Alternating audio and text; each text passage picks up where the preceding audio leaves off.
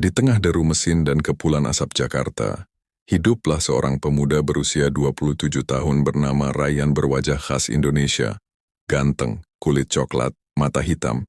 Ia adalah seorang karyawan swasta di kawasan Sudirman yang memiliki kebiasaan unik. Setiap kali naik KRL atau Transjakarta, bibirnya tak henti bergerak pelan, melantunkan ayat-ayat Al-Quran yang sedang ia hafalkan. Bagi Ryan, hiruk-pikuk ibu kota bukanlah penghalang untuk menjaga kedekatannya dengan Sang Pencipta. Selain rajin menghafal, ia dikenal oleh tetangga kosnya sebagai sosok yang ringan tangan, alias rajin membantu orang lain. Suatu sore di daerah Jakarta Pusat, langit berubah gelap, hujan deras tiba-tiba mengguyur, membuat jalanan macet total. Saat Ryan sedang berteduh di sebuah halte, ia melihat seorang pria berusia 55 tahun. Berwajah khas Indonesia, kulit coklat, rambut hitam, bernama Pak Baskoro sedang kebingungan di samping mobil Honda CR-V yang mogok tepat di genangan air. Banyak orang berlalu lalang, namun kebanyakan hanya menoleh sekilas karena terburu-buru pulang. Ryan tidak tega. Tanpa mempedulikan sepatu kerjanya yang basah, ia menghampiri pria tersebut. "Ada yang bisa saya bantu, Pak?" tanya Ryan ramah. Ternyata ban mobil Pak Baskoro terperosok ke dalam lubang yang tertutup air dan mesinnya mati. Selama 15 menit di bawah guyuran hujan, Ryan membantu mengganjal dan mendongkrak mobil tersebut dan mendorong ke area yang lebih aman di sebuah halaman ruko yang mempunyai kanopi. Dan Ryan mencoba menghidupkan mesinnya. Dulu Ryan sering membantu pamannya memperbaiki mobil di bengkel kecil milik pamannya, sehingga ia tahu dasar-dasar memperbaiki mesin mobil yang mogok. Ternyata fuse mobil putus akibat korslet karena ada bagian kabel YG terkena air.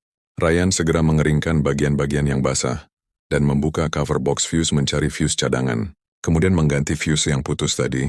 Setelah selesai, Pak Baskoro mengucapkan terima kasih dan mengajak berkenalan, serta menanyakan kantor dan tempat tinggalnya. Pak Baskoro terkesan dengan sikap Ryan yang sopan, dan ia juga melihat sebuah mushaf Al-Quran kecil di saku bajunya. Besoknya Pak Baskoro menyuruh bawahannya untuk menyelidiki keseharian Ryan, baik di tempat kerjanya maupun di tempat kosnya. Setelah beberapa hari Pak Baskoro mendapat laporan bahwa Ryan adalah pemuda baik hati, sopan, suka menolong, dan juga seorang penghafal Al-Quran. Pak Baskoro ternyata adalah seorang pengusaha sukses yang selama ini sedang risau mencari calon suami untuk putri tunggalnya, Zahra. Zahra seorang perempuan cantik memakai baju panjang dan hijab menutup rambutnya. Zahra adalah gadis yang salehah, dan ia hanya ingin menikah dengan seseorang yang memiliki akhlak serta agama yang baik. Pak Baskoro kemudian menghubungi Ryan melalui nomor WhatsApp yang sempat ia minta ketika Ryan memperbaiki mobilnya. Ia mengundang Ryan makan malam di rumahnya dengan alasan ingin berterima kasih secara resmi. Betapa terkejutnya Ryan ketika sampai di sebuah rumah asri di Jakarta Selatan. Di sana ia tidak hanya disambut oleh Pak Baskoro, tapi juga diperkenalkan dengan Zahra. Setelah makan malam, Pak Baskoro berbicara empat mata dengan Ryan.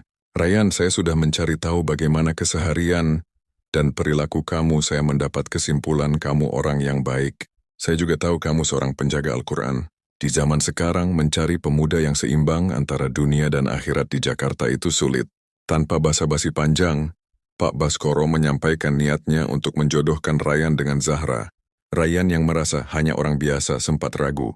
Namun setelah melalui proses ta'aruf dan salat istikharah, ia menemukan kemantapan hati. Zahra pun kagum pada sosok Ryan, seorang pemuda yang akhlaknya baik, rajin bekerja dan berwawasan luas. Hikmah. Kebaikan yang kita tanam kepada orang lain sekecil apapun itu adalah investasi yang akan kembali kepada kita dalam bentuk yang tak terduga. Al-Quran yang dijaga dalam hati akan menuntun pemiliknya menuju keberkahan hidup.